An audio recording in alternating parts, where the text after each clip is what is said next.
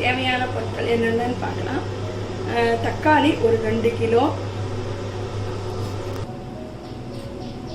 புளி 2 எலுமிச்சம்பழை அளவு, உப்பு 200 கிராம், கடுகு 100 கிராம், மிளகாய்த்தூள் 100 கிராம், வெந்தயம் 50 கிராம், கடலைப்பருப்பு 100 கிராம், மஞ்சத்தூள் 4 தேக்கரண்டி, ஜீரகம் 50 கிராம், பெருங்காயம், வரமிளகாய் 100 கிராம், கருவேப்பிலை ஒரு கைப்பிடி அளவு, நல்லெண்ணெய் 1/2 லிட்டர்.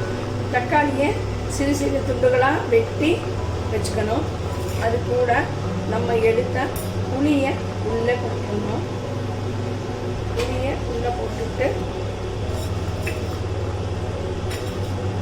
மஞ்சத்தூள், உப்பு, வரமிளகாய்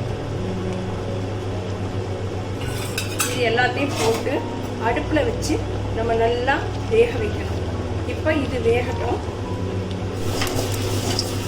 கடுகையோ ஜீரகத்தையோ ஒன்றா போட்டு இந்த மாதிரி நம்ம பொரிஞ்சு வர்ற அளவுக்கு வறுத்து எடுத்துக்கணும்.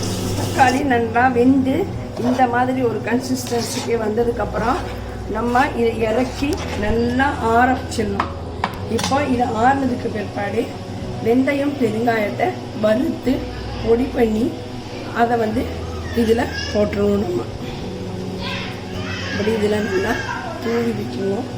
அதுக்கப்புறம் ஜீரகம் கடுகு அந்த பொடியவும் நம்ம இதில் நல்லா தூவிட்டு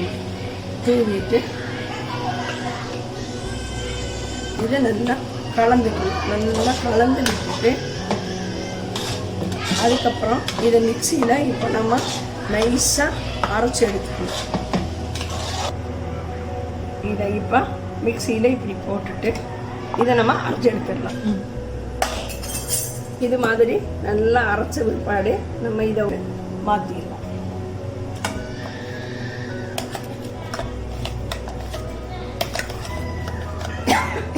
இதை அரைச்சி எடுத்த பிற்பாடு மீதி இருக்கிற எல்லாத்தையும் இதே மாதிரி விழுதாக அரைச்சி எடுத்துக்கலாம்.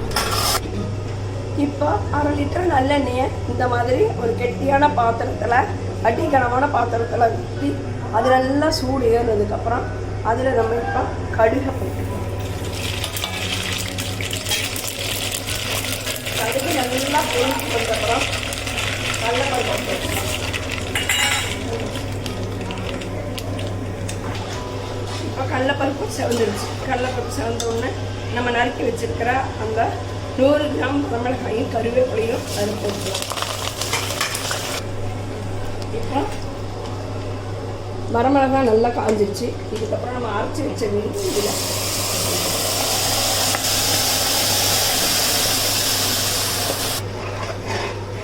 இப்போ இந்த மாதிரி நல்லா கலந்து விட்டுட்டு ஃப்ரெண்ட்ஸ் அடுப்பில் மீடியம் ஃப்ளேமில் வச்சு அடிக்கடி நம்ம இதை கிண்டி விட்டுட்டே இருக்கணும். இது நல்லா வெந்து மறுபடியும் அந்த எண்ணெய் வெளியில் வரும் வரைக்கும் நம்ம அதை நல்லா காய்ச்சணும். நல்லா வேக வச்சிட்டோம்னா நம்மளுடைய தக்காளி ஊறுகாய் ரெடி ஆகிடும். இப்போ இது வேகட்டும், அதுக்கப்புறம் நம்ம பார்க்கலாம். இப்போ நம்ம தக்காளி ஊறுகாய் நல்லா வெந்து அதிலிருந்து எண்ணெய் பிரிஞ்சு தனியாக வந்துருச்சு. இப்போ இது ரெடி ஆகிடுச்சு நம்மளுக்கு.